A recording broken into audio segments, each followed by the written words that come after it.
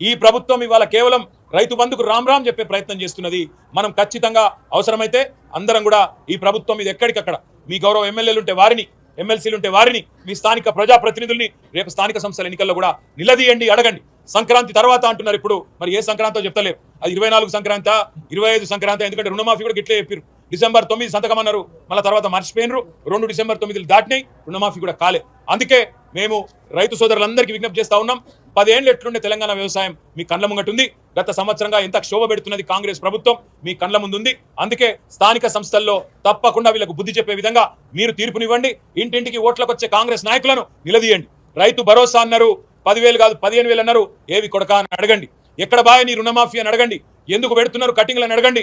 ఏమైనా నీ 6 గ్యారంటీలను అడగండి, నిలదీయండి. ఖచ్చితంగా ఎక్కడికక్కడ కాంగ్రెస్ నాయకులను గల్లాబట్టి అడగండి అవసరమైతే. ఎందుకంటే అధికారం ఇచ్చింది మీరు, అధికారం ఇచ్చింది రైతులు. కాబట్టి తప్పకుండా గల్లాబట్టి అడిగే అధికారం